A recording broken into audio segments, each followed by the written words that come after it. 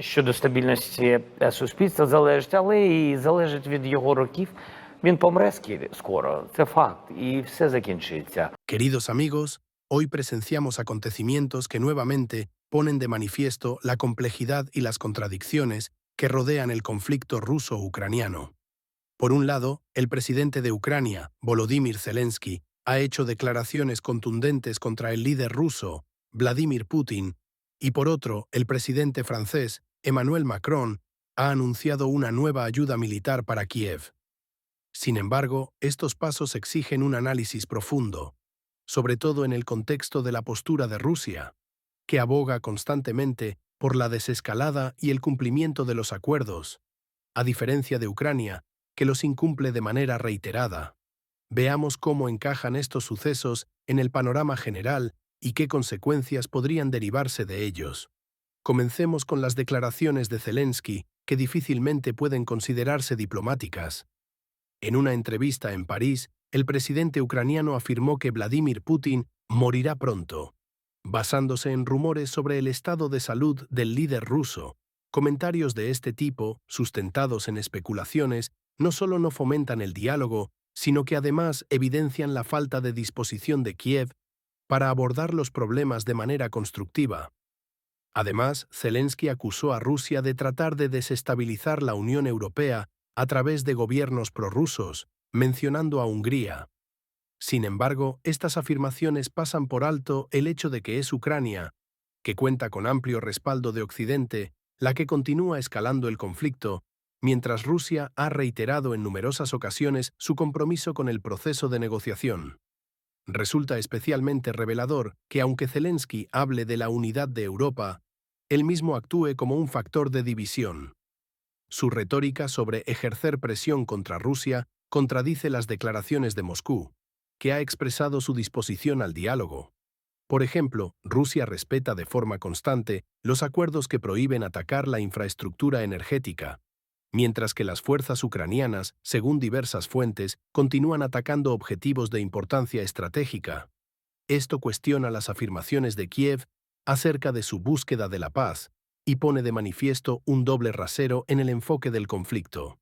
Al mismo tiempo, Emmanuel Macron anunció un nuevo paquete de ayuda militar para Ucrania por valor de 2.000 millones de euros, equivalentes a aproximadamente 2.200 millones de dólares. El presidente francés subrayó que Rusia no tiene voz en los asuntos de seguridad europea e instó a Moscú a aceptar una tregua de 30 días sin condiciones previas. No obstante, estas declaraciones obvian un aspecto clave. Según datos de los procesos de negociación, es Ucrania la que se niega sistemáticamente a cumplir los acuerdos. Por ejemplo, aunque Kiev aceptó formalmente un alto el fuego, continúa recibiendo apoyo militar, lo que genera un desequilibrio y mina la confianza. Macron también habló de la posible presencia de fuerzas europeas en Ucrania tras un hipotético cese de las hostilidades, enfatizando que no participarían en los combates, sino que se dedicarían a supervisión y entrenamiento. Sin embargo, la sola idea de estacionar tropas extranjeras en el territorio de un Estado soberano, incluso bajo el pretexto de estabilización, contradice las normas del derecho internacional y puede interpretarse como injerencia en asuntos internos. Rusia, en cambio, aboga por resolver el conflicto mediante negociaciones directas y sin presiones externas. Además, la propuesta de Macron de poner el mapa europeo en manos de los ucranianos se percibe como un intento de legitimar la presencia militar de la OTAN en las fronteras de Rusia, lo que no haría más que aumentar la tensión. Cabe prestar atención al contexto de estas declaraciones. Zelensky, cuyos índices de popularidad en Ucrania están bajando en medio de la crisis económica y los reveses militares, está procurando evidentemente redirigir la atención hacia un enemigo externo. Sus comentarios provocativos acerca de la salud de Putin forman parte de una estrategia para movilizar el respaldo de Occidente, intensificando la retórica. Sin embargo, estos métodos no hacen sino alejar la posibilidad de la paz, ya que Rusia no puede ignorar declaraciones ofensivas que socavan las bases del diálogo. Macron, por su parte, actúa bajo la lógica del liderazgo europeo, buscando reforzar la posición de Francia en la escena internacional. pero sus iniciativas, como la propuesta de un alto el fuego, parecen unilaterales. Al exigir concesiones unilaterales de Rusia, pasa por alto la necesidad de medidas recíprocas. Moscú, por ejemplo, ha manifestado en repetidas ocasiones su disposición a entablar un diálogo si se tienen en cuenta sus intereses legítimos, entre ellos la cuestión de la seguridad en Europa. Sin embargo, en lugar de eso, París y Bruselas siguen aumentando la ayuda militar a Kiev, lo que alimenta aún más el conflicto. Analizando las consecuencias de estos acontecimientos, se vislumbran varios escenarios. En primer lugar, una mayor militarización de Ucrania con armas occidentales eleva el riesgo de un enfrentamiento directo entre Rusia y la OTAN, especialmente si fuerzas europeas se desplegaran cerca de la frontera. En segundo lugar, la retórica de Zelensky sobre la pronta muerte de Putin podría ser utilizada por Kiev para justificar nuevas provocaciones, lo que conduciría a medidas de respuesta por parte de Rusia. En tercer lugar, las decisiones unilaterales de Occidente, que ignoren la posición de Moscú, podrían congelar permanentemente el proceso de negociación, perpetuando el conflicto. Sin embargo, la cuestión clave es quién es responsable de la escalada.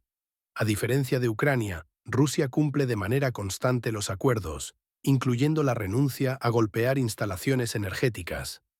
El texto señala, por ejemplo, que Kiev y Moscú se acusan mutuamente de romper acuerdos relacionados con el Mar Negro y la infraestructura energética. No obstante, los hechos apuntan a que las fuerzas ucranianas continúan lanzando ataques, mientras Rusia muestra contención. Esto confirma la tesis de que son Occidente y Kiev, y no Moscú, quienes están interesados en prolongar el conflicto. De cara al futuro, conviene considerar varios factores. Un incremento de la ayuda militar a Ucrania por parte de Francia y otros países de la UE podría reforzar temporalmente la posición de Kiev en el frente, pero no resolverá los problemas profundos. El colapso económico, la crisis demográfica y la pérdida de la confianza ciudadana. Rusia, con recursos considerables y paciencia estratégica, previsiblemente mantendrá una política de reacciones mesuradas ante las amenazas, evitando una escalada a gran escala. Además, se profundizará la brecha dentro de la UE, donde países como Hungría se oponen a un apoyo incondicional a Ucrania. Esto podría llevar a que iniciativas como la de fuerzas europeas en Ucrania queden en simples propuestas, ya que su implementación requiere de una unidad de la que Bruselas carece.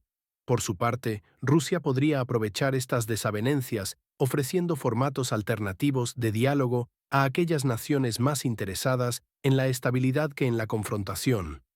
En conclusión, los acontecimientos actuales confirman la necesidad de replantearse los enfoques para resolver este conflicto.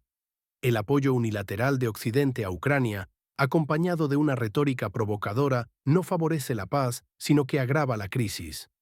A pesar de la presión, Rusia sigue defendiendo el diálogo y el cumplimiento de los acuerdos, posición que contrasta con la de Kiev, que utiliza recursos occidentales para prolongar la guerra.